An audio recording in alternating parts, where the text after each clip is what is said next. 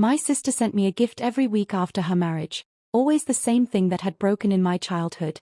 A doll, a cup, a frame. When I asked, she said she didn't know why she was sending them, what the doctor said. It was 2 in the morning, and I was staring at myself in the bathroom mirror. The cold wind was blowing outside, and inside the house, everyone was asleep. I was the only one awake, lost in thoughts about how everything had come to this point. It was in that moment that I asked myself, was this always what I imagined? Was this the life I wanted? In the streets of the past. It all started with a small memory.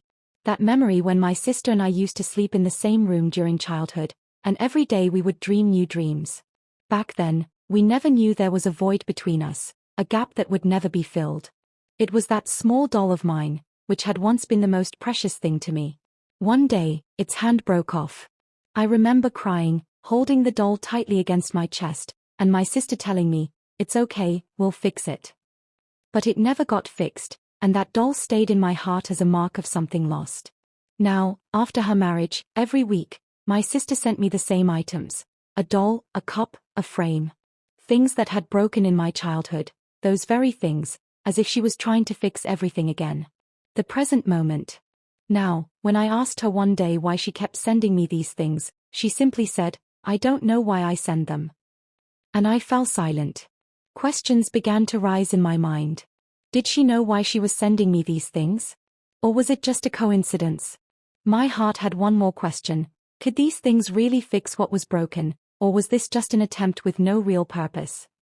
Then one day, through the doctor, everything became clear. The doctor explained that this was a reflection of my sister's mental state. She was suffering from a psychological condition in which she continuously tried to reconnect the broken pieces of the past, like the doll that broke in childhood. She was trying to piece together the things that had shattered in her life, hoping to fill the void she was feeling within. The silence of my husband. My husband's behavior was also strange. He remained silent, as though his heart and mind were elsewhere. He never told me what he was thinking, but there was a story hidden in his silence. I knew he knew the secret behind my sister's actions, but he would never tell me. His silence held a different kind of truth. The other woman. The mention of the other woman was never direct. She always remained in the background, in her phone screen, on the credit card statements, on the passenger seat of his car, in the small hair tie she left behind, never to be returned. She was always there quietly, like a shadow in my husband's life. The unveiling of secrets. Now, as I talk to myself, a secret is being unveiled in my mind. The doll, the cup, the frame, they weren't just broken pieces, but signs of my sister's psychological state. And now, I understand that every action of hers had a reason, a purpose she couldn't escape. The decision. Now that all the secrets had been revealed, I made a silent decision. A decision that would change my life. I understood my husband's silence and accepted my sister's gifts. But I also made a decision within myself that I would no longer try to change anything. Instead, I would accept these things and move forward on a new path in life. The end. I looked away from the mirror. The bathroom light turned off. I walked back into the bedroom, but I wasn't the same woman I had been an hour ago.